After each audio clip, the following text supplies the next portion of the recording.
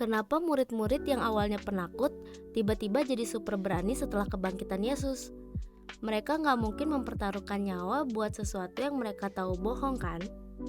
Nah, ini kalau kita studi tentang kebangkitan Yesus, melihat bukti-bukti, maka sebenarnya ya itu juga merupakan salah satu bukti dari kebangkitan Yesus. Nah, ini untuk menghadapi satu teori yang namanya teori sekongkol. Jadi sebenarnya Yesus itu tidak bangkit, tapi para murid bersekongkol untuk mengarang cerita bahwa Yesus bangkit. Nah, ada juga keberatan kayak begitu, ya. Nah, tetapi keberatan ini itu tidak masuk akal. Kenapa? Ya karena salah satu dasarnya adalah kita melihat perubahan yang sangat drastis, sangat radikal dari para murid.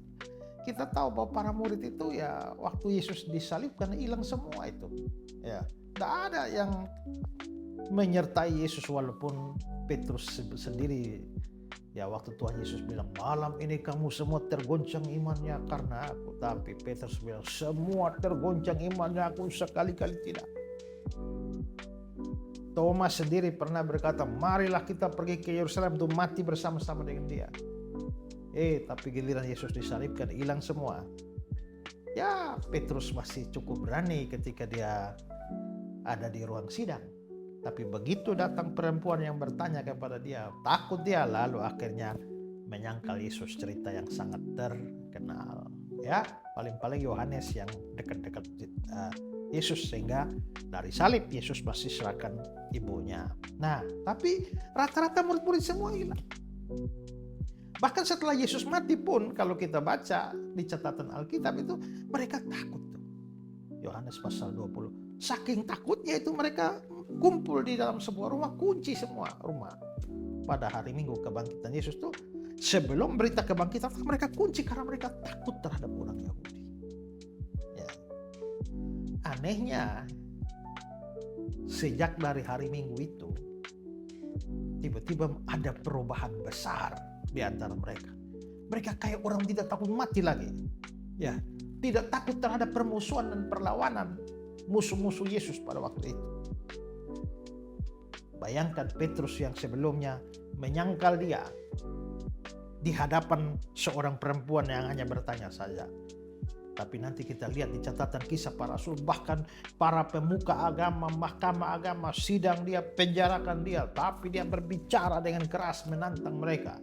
Ya, bahkan dia berani berkata di kisah 4 ayat 12 itu, di bawah kolong langit ini tidak ada nama lain yang diberikan yang olehnya manusia diselamatkan.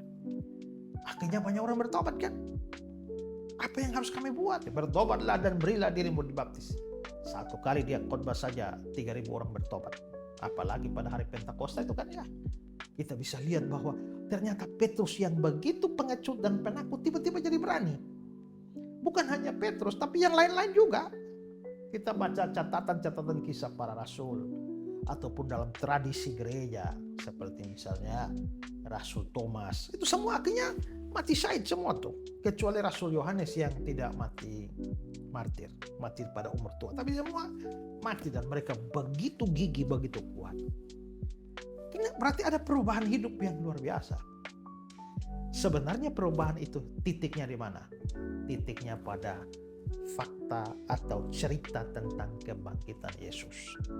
Nah, kalau cerita tentang kebangkitan Yesus ini itu hanya cerita rekayasa mereka, hasil sekongkolnya mereka. Mikir, mereka bersekongkol untuk menciptakan suatu hoax, suatu cerita bahwa Yesus bangkit.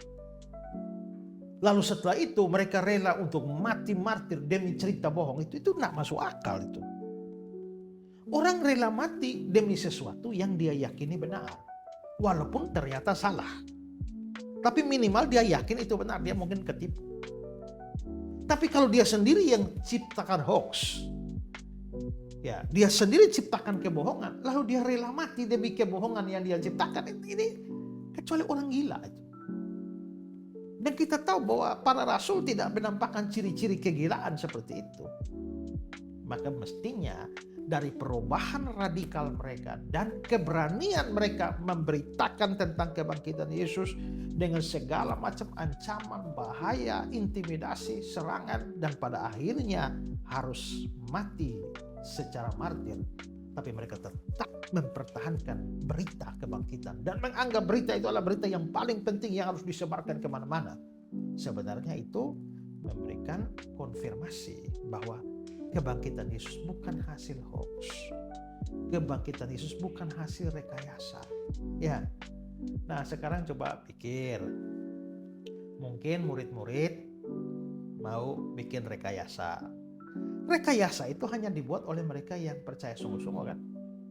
Nah, tapi bagaimana orang yang sudah awalnya skeptis mau diajak bikin rekayasa? Bisa ngajak Thomas itu loh. Sebelum aku lihat sendiri ya. Sebelum aku mencucukkan tanganku sekali-kali aku tidak percaya. Dia orang yang sangat skeptis. Nah, kira-kira orang yang skeptis begitu bisa diajak sekongkol. Mari kita ciptakan cerita bahwa Yesus bangkit. Mana mungkin dia mau? Masih baikkan Thomas daripada Paulus. Paulus itu musuh Kristen. Tiba-tiba berubah secara radikal. Bisakah mereka murid-murid yang lain ngajak Paulus? Kita bikin cerita hoax. Lalu kita sampaikan dan beritakan kepada dunia bahwa Yesus bangkit. Nah, itu namanya kamu cari mati dari Paulus kan. Oh, dia memusuhi Kristen kok diajak menipu bagaimana. Tapi ternyata orang seperti Paulus tiba-tiba berbalik, mengalami perubahan drastis, lalu memberitakan tentang Yesus Kristus dan kebangkitannya di mana-mana sampai dia bayar dengan nyawa dia sendiri. Apakah menurut kita mereka semua orang tidak waras yang rela mati demi kebohongan yang mereka ciptakan? Mustahil. Kalau begitu maka artinya harus berkebalikan bahwa memang kebangkitan Yesus, cerita kebangkitan Yesus itu adalah sebuah fakta yang tak bisa digoyahkan. Karena itulah mereka rela mati demi kebenaran fakta itu. Karena itu kita semua harus sungguh-sungguh percaya bahwa Yesus Kristus telah bangkit dari antara orang mati. Kalau memang dia bangkit, berarti dia mati. Dan dia mati dan dia bangkit itu penting bagi kita. Paulus dalam 1 Korintus 15 bilang, yang sangat penting kuberitakan padamu, yaitu Kristus Yesus sudah mati dan sudah bangkit. Kalau dia mati dan tidak bangkit, dia nggak mati, nggak ada penebusan buat kita semua.